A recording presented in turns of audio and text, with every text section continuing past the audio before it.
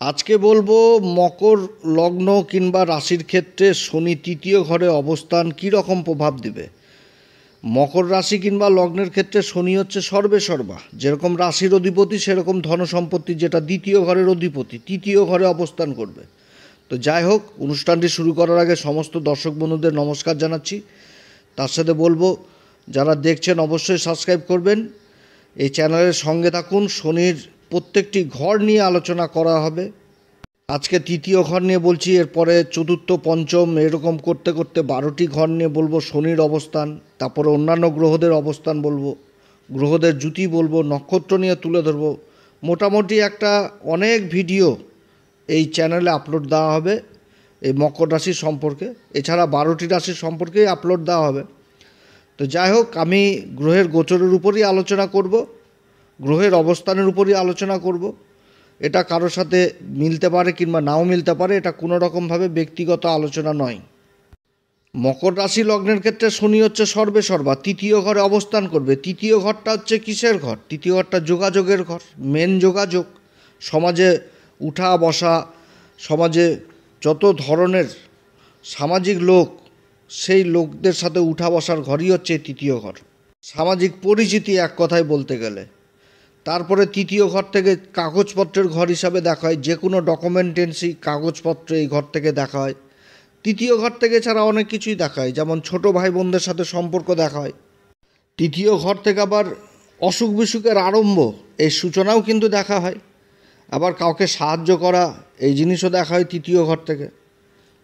আবার তৃতীয় ঘর থেকে বিবাহের দিকটাও দেখা হয়, সেটা কি ভেঙে যাওয়া বা যত রকম যোগাযোগ, এগুলোও দেখা হয় তৃতীয় ঘর থেকে, বিবাহের দিক থেকে। আবার তৃতীয় ঘর থেকে আসবাবপত্র জীবনে, এগুলোও কিন্তু দেখা হয়। তৃতীয় ঘরে যে গ্রহই বসুক, তার সপ্তম দৃষ্টি কিন্তু ভাগ্যের ঘরে পড়বে, অর্থাৎ ভাগ্যের ঘরে দৃষ্টি থাকবে তৃতীয় ঘরে অবস্থান করলে। আবার তৃতীয় ঘর থেকে এই জিনিসও দেখা হয় গুরুর দীক্ষা, কারণ গুরুর ঘর যে নবম ঘর, এই নবম ঘর হচ্ছে গুরুর ঘর, আর তৃতীয় ঘর হচ্ছে শিষ্যের ঘর। তো এই জিনিসও কিন্তু দেখা হয় তৃতীয় ঘর থেকে। তো যাই হোক, তৃতীয় ঘর থেকে অনেক কিছুই দেখা হয়, এগুলো তো মানে বললাম আর কি। তো এই ঘরে এবার শনি অবস্থান করবে। তো শনি কিসের কারক? কর্মের কারক। শনি হচ্ছে অনুশাসন প্রিয়, অনুশাসনের মধ্যে কাজ কর্ম, এই জিনিসটাকে শনি থেকে দেখা হয়। শনি হচ্ছে ন্যায়ের দেবতা, কর্মফলদাতা। তৃতীয় ঘরে শনির অবস্থান, এটা যথেষ্ট ভালো অবস্থান। আবার তৃতীয় ঘরটা যে কোণের মধ্যে পড়ছে, সেটা কিন্তু আবার কাম ত্রিকোণের মধ্যে পড়ছে। তো কাম কথাটার অর্থ কি? মনের ইচ্ছা, বাসনা। তো এগুলো জিনিসকে বোঝাচ্ছে যে মনের ইচ্ছা প্রবল হবে, বাসনা প্রবল হবে, এবং সেগুলোকে পূরণ করতে হবে। এবার শনি যদি বসে, তাহলে কর্মের দ্বারা পূরণ করতে হবে। যে কর্ম, সেই কর্ম করেই তো মনের ইচ্ছা বাসনাকে পূরণ করতে হবে। তো অনেকের অনেক রকম ইচ্ছা থাকে, বাসনা থাকে জীবনে, তো সেগুলো পূরণ করতে গেলে কর্ম করতে হবে। তো শনিদেবের এই অবস্থান এই তৃতীয় ঘরে যথেষ্ট ভালো অবস্থান। শনি এখানটাতে যথেষ্ট অ্যাক্টিভ থাকে, এবং শনি কিন্তু মানে এইখানটাতে আরও বেশি অ্যাক্টিভ হয়ে যায় কখন?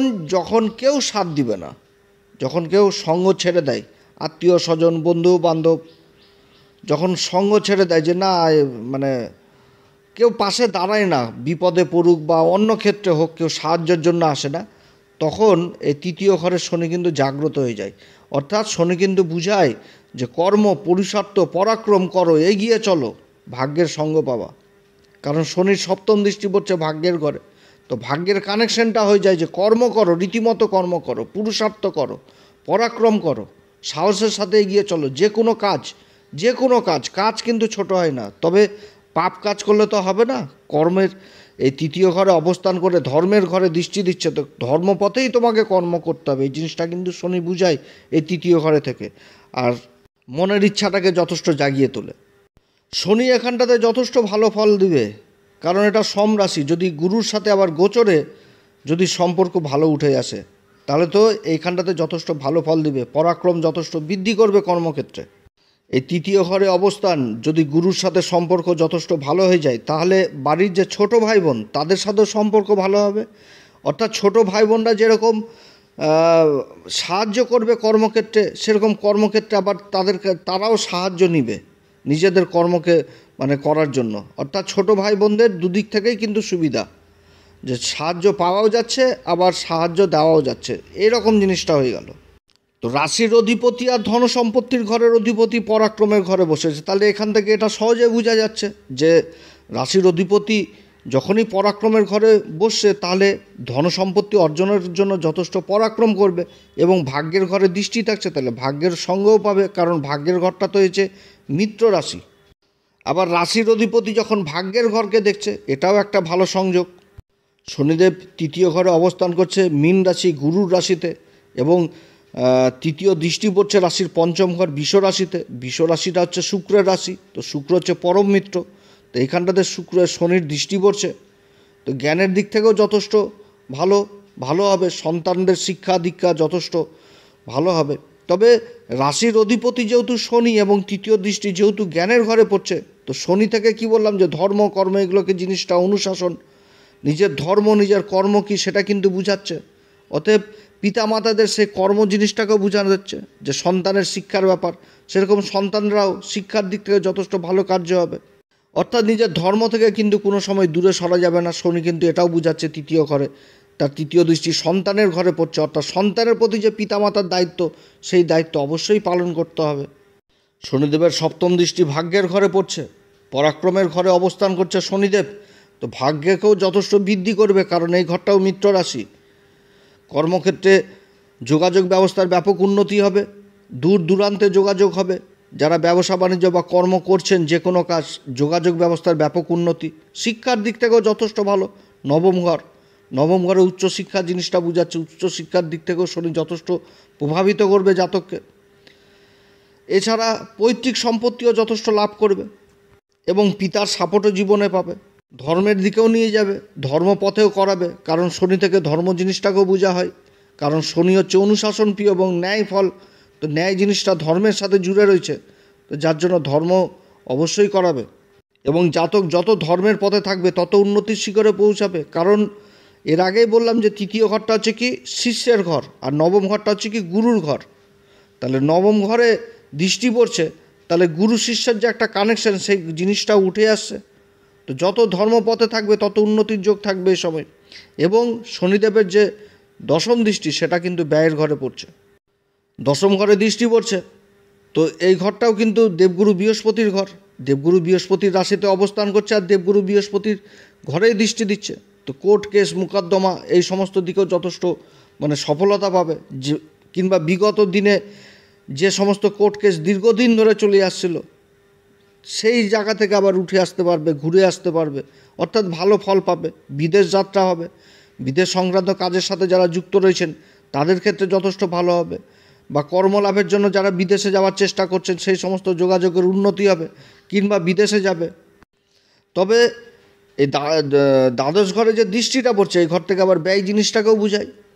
তো ব্যয় জিনিসটা করতে গেলে দেখে শুনে করতে হবে, যে কোনো জায়গায় ইনভেস্ট করতে গেলে সেই জায়গাগুলো দেখে শুনে করতে হবে, কারণ তৃতীয় ঘর আমি কাগজপত্র ডকুমেন্টেন্সির কথা বললাম। যে কোনো কাজ করতে গেলে যেখানটাতে কাগজের প্রয়োজন রয়েছে সেইগুলো করতে হবে, কারণ তৃতীয় ঘরে শনি এটাই বুঝাচ্ছে যে নিজের কর্ম নিজের দায়িত্ব সেই জায়গা থেকে কোনো সময় দূরে সরা যাবে না। শনি কিন্তু তৃতীয় ঘরে এটাই বুঝাচ্ছে, যেখানটাতে কাগজের প্রয়োজন সেখানটাতে কাগজকে অবশ্যই ব্যবহার করতে হবে, এবং নিজের ধর্ম নিজের কর্ম থেকে কিন্তু সরে আসা যাবে না। তো শনির এরকম অবস্থানে এরকমই ফল পেতে যাচ্ছে। এবার শনি যদি বক্রি হয়ে যায়, এই তৃতীয় ঘরে শনি যদি বক্রি হয়ে যায়, তাহলে যে সমস্ত রেজাল্টগুলো বললাম এগুলোতে আরও বেশি বৃদ্ধি করে দিবে, রেজাল্ট কিন্তু যথেষ্ট ভালো ফল হয়ে যাবে। এবং শনির উপর যদি আবার কোনো শুভ গ্রহের দৃষ্টি পড়ে, তাহলে যে দেবগুরু বৃহস্পতিরই দৃষ্টি পড়ছে শনির উপর, এই মীন রাশিতে অবস্থান করছে শনি, তার উপর দেবগুরু বৃহস্পতির দৃষ্টি পড়ছে, তাহলে তো আরোই ভালো হয়ে যাবে। জীবনযাত্রার মান বদলে যাবে, বড় বড় লোকেদের সাথে উঠা বসা হবে, কর্মক্ষেত্রে এমন অফার পেয়ে যাবে সেটা কল্পনার বাইরে হয়ে যাবে। এই সমস্ত দিক কিন্তু যথেষ্ট ভালো হচ্ছে। যারা হস্তশিল্পী, যে কোনো হস্তশিল্পীর কাজের সাথে যুক্ত রয়েছেন, যারা কাঠের ব্যবসা বা আসবাবপত্র এই সমস্ত কাজের সাথে যারা যুক্ত রয়েছেন, সেই সমস্ত কাজে যথেষ্ট উন্নতি ঘটায় শনি, যথেষ্ট পুরুষার্থ পরাক্রম এগুলো করাবে, মান সম্মান যথেষ্ট বৃদ্ধি করাবে। এবার দেখা হলে শনির উপর আবার কোনো পাপী গ্রহের দৃষ্টি পড়ছে, তখন আবার কিন্তু রেজাল্ট কিছুটা হলেও ক্ষীণ হবে, পরিশ্রম পরাক্রান্ত যথেষ্ট আবার তখনও বৃদ্ধি থাকবে। তবে যে ফলগুলো সেই ফলগুলো কমে যাবে এবং তার উপাচার করতে হবে। এবার সবার জন্মকুষ্ঠিতে তো শনি মানে একই ঘরে তো অবস্থান করে না, যার জন্য এই সময়কালে যাদের জন্মকুষ্ঠিতে শনির অবস্থান খারাপ রয়েছে তারা অবশ্যই ভালো জ্যোতিষীয় পরামর্শ নেবেন। তবে তৃতীয় ঘরে শনির এরকমই প্রভাব, এরকমই ফল পাওয়া যায়। তৃতীয় ঘরে শনি অবস্থান করছে, পুরুষার্থ পরাক্রম। অবশ্যই হনুমান চল্লিশা, বজরংবান, শ্রীরাম সীতার প্রণাম মন্ত্র সহকারে পাঠ করবেন। বজরংবলীর বিশেষ উপাসনা করবেন। বাবার কাছে জটাওয়ালা নারকেল দান করবেন। বজরংবলীর সংস্পর্শে থাকবেন। কর্মক্ষেত্রে কাউকে অসম্মান করা যাবে না। আপনার নিচের লেভেলের লোকেদের সাথে যথেষ্ট ভালো ব্যবহার করতে হবে। বিপদে আপদে তাদের পাশে দাঁড়াতে হবে। এই সমস্ত জিনিস করলে যথেষ্ট ভালো। ধর্মস্থানে ধর্মের পথে চলতে হবে, ধর্মকে নিয়ে চলতে হবে। তৃতীয় দৃষ্টি শিক্ষার ঘরে পড়ছে। যারা দুস্থ, শিক্ষার জিনিস কিনতে পারে না, তাদেরকে কিছু না কিছু শিক্ষার জিনিস দিয়ে সাহায্য করবেন। সোশ্যাল কাজগুলো বুঝায় শনি থেকে।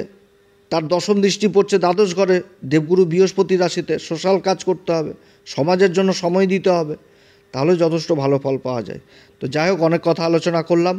এই চ্যানেলটি অবশ্যই সাবস্ক্রাইব করবেন। এরপরে আবার শনির নীচ অবস্থা নিয়ে আলোচনা করব, তারপরে পঞ্চম ঘর নিয়ে আলোচনা করব, প্রত্যেকটি ঘর তুলে ধরব। আপনারা সবাই ভালো থাকেন। নমস্কার, ধন্যবাদ।